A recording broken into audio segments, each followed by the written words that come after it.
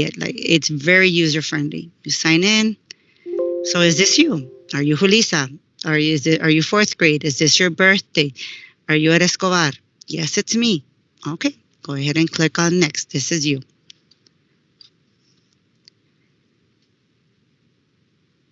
Now, here, if you notice, it does have more than one test, but here that's the way we created from the beginning. So Julissa's a fourth grader, so she would click on the third grade reading, and you would only have one when you click on it. Audio. So Julissa had text to speech. So I'm not too sure if you can hear it. Let me click on it. This text is being read aloud. I want 0. This text is being read aloud. So here you can go ahead and adjust the volume, the pitch, the rate. So did you hear it? Yes. But let's say that I want to continue. Look at what happens.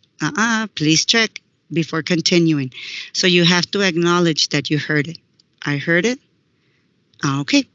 So now we get to the next component of the page 2. We're on page 2. We're on the handout. Instructions. Like we mentioned, we want to train our students to make sure to view their test settings. We want for them to know what attributes they have. They need to know, okay, for math, I have text to speech. For reading, okay, I'm going to get rollovers and pop-ups. I have content and language supports. We want the kids to be used to this type of testing and for them to be able to verify their settings. It's a good practice, but ultimately it is for the CTC to input that information, but it's another way of, just a little bit more checking.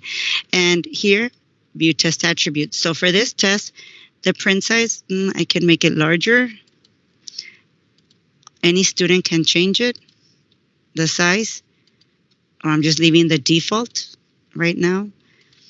Let me change the color. I don't like this color. This will be very helpful if we have any students that need this type of color setting, color overlays for our students. I'll just keep it on the default. Now, I'm sure a lot of kids are going to be liking this one. I like this one, extra red. Or I want a yellow one. Or extra large. So it is there. We want to train our students not to be playing with it, but it's only one selection. And teachers have to be, right now we do not have instructions for them to read. That has not been released, but to start getting them trained, the teachers to go screen by screen. This is something that we do want to first model to our teachers, and then of course the teachers model to the students. Here, very important, the presentation. Yes, she is English, and look, she has text to speech on. So we want to train students to check that, test administrators to check that. And of course, like we mentioned, the help guides here. If you click on the help guide, it's the handout that we gave you.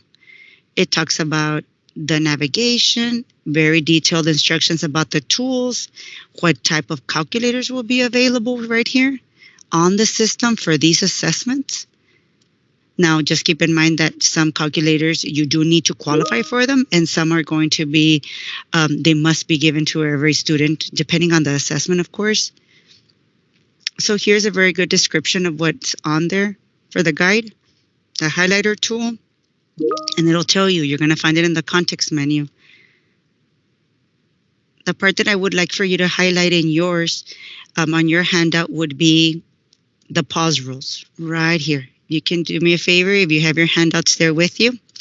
This is very important because it's something a little bit different. You can pause the test at any time. If the test is paused for less than 8 hours, you can review your questions that you have answered. But if it's more than 8 hours, you cannot go back and review the questions that you have already answered. Only except if you pause on a page that has at least one answered question, because some of them might have 2 questions on one. So, of course, that one you might be able to.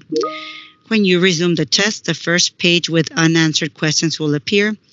But also, if you're idle for 20 minutes, the test will automatically pause, which means that you're logged out. So the students are going to need their ticket again to log back in. And just note that all answers are automatically saved.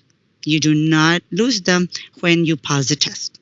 So, and then here, there's more information about text-to-speech. So here we want to do all this before. Here the kids can confirm, but now let's go ahead and see what it looks like for a student. So this is the screen that I showed you. We have the items here. We have the global menu up here. We have the text selection here, and we have the question. And here, look, I just want to show you, I'm going up and down, and that's all you'll see on my screen. We have to train the students to scroll down here. But you know what? I don't really like it. I think I want it larger. There we go. That looks a lot better. And it can be down here, can go up here, right here. Now, remember that Julissa had text-to-speech? And we have to train them because it's not that easy. Like, click, read it, miss. It's not reading it. Clicking and clicking. Oh, hold on. Look at over here. Read the selection and choose the best answer to each question.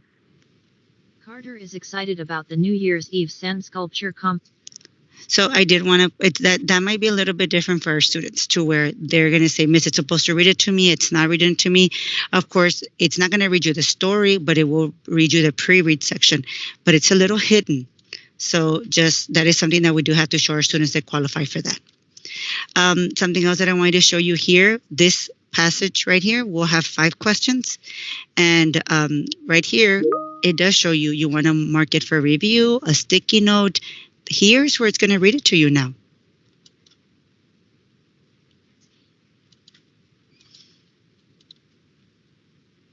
Read the dictionary entry for the word pass.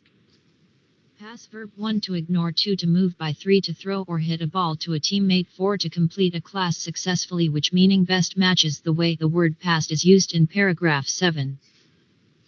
Option A. Meaning 1. Okay, so if you notice there, you could always have to train the students. Here's one section to read the stimuli, and then there's another section to read the questions. So the students do need to be aware of those options when they have that feature of text-to-speech. Another part that I wanted to show you here, the items. Remember how we mentioned that we cannot have a student jump to number 40? Look at it right here. It'll show you that since you are already viewing the stimuli, you can move within these questions. But in order to see the next question, you would have to click on number 5 and then go to the next one. And then, of course, here it'll prompt me. You have not entered a response to one or more items on this page. Are you sure you want to proceed? So I can continue without answering, but then look at the items here. Since now there's 10 here, I cannot go further than 10. I would actually have to be going through each one on that. So that's something that they might not be used to. So here, I'm just going to go ahead and click next. Yes, I want to continue because I just want to see how we're doing. Let me go to question 17. Go next. I just want for you to go ahead and see here all the different tools that we have. Sticky note, strike through. You can strike some of them out right here. It'll tell you which ones. They can click on it here for our content and language supports. I want to go ahead and show you. Continue. I just want for you to see here. Now, when you pause it, let's say that we need to go out to lunch. They have to come here to pause it, and then it'll ask you, are you sure you want to pause the test? If you pause your test for more than 480 minutes, you may be unable to make any changes to the questions that you have already answered. So here, ask your test administrator before pausing. So it's telling them they cannot just get out of the test. They need to raise their hand. So here, if you're going to lunch, of course, it says, are you sure you want to pause the test? Well, yes, because I'm going to lunch. For demonstration, I want to continue. I just want to go ahead. If you notice, I'm in the last story. And the reason that I know this is the last story was because the end button came out. So until you get to the last question or the last selection, that's when you see the button. When you click on end, it says you have reached the end of the test. If you click yes to click yes to continue, or no if you want to continue working. Now, on there, congratulations, you have reached the end of the test. But here, of course, it tells me I didn't answer any. If you click on one, it'll take you back. And then I can go, okay, now I'm done. I already fixed it. Do you want to continue because you ended the test? Yes. So if you notice, if you answer a question, it's not going to have a triangle. And then, of course, you submit it. Are you sure you want to submit? Yes. And this is where we would train our students to make sure they raise their hand and then let us know. But of course, here, since no score is provided for this test, because it's a practice, I just want to say that if it's a practice test, it's not going to have the scores here because it wasn't a session that was created. So that's just a little bit different. So for teacher purposes, I do want to go ahead and show you. I already showed you the teacher view. And I would just want to tell you for the teachers, we do want for them to get used to using the practice. So as a CTC, this is your landing page when you go to your Texas portal for Cambium. This is your landing page. Right now we're talking about practice tests. So if you take out the handout for the teacher, which is right here, I'm just going to bring it up very quickly. This is the one for teachers. We're going to go to this card. And I do want to let you know that practice tests should only be used for demonstration purposes. Do not administer these assessments as items will be used to create CBAs and district benchmarks. So just keep in mind that when we talk about practice tests, we're talking about them being exposed to the tools. We don't want them to be taking one test and then on week of the 6th take another. So just please keep that in mind when you're training your teachers. The purpose is for them to know how to navigate it. So the teachers, you can go ahead and share this link with them. You can copy and paste this link. And I'll copy it and I'll put it in the chat just so everyone, the ladies will help me. We'll put it in the chat so you can have access to it. If you notice on the teacher guide, it does show you the picture. Here, you can click on practice test to log in. And then we do recommend that here you leave them on, because we don't have that information as a teacher, so we leave them on. And then when the teacher signs in, it's going to be pretty much the same screens, except that at the beginning, it's going to ask you, well, what grade level do you want to show them? We do not recommend that the teacher is showing them a test for their grade level, because there might be some of the questions that might be on the upcoming tests. So since the purpose of this is just to show them an assessment, we'll go ahead and click on EOC. We want to show them the tools. That's the purpose of this. So you can let your teachers know what to choose. I want to do a biology test for high school.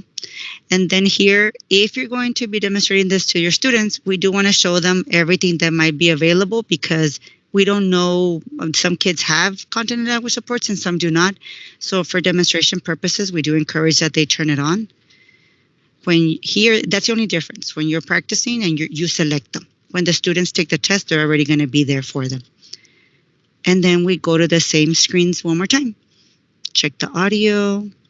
And look, it won't let me put that I heard. I actually have to hear it. This text is being read aloud. And then this looks familiar. This is the same view as the student.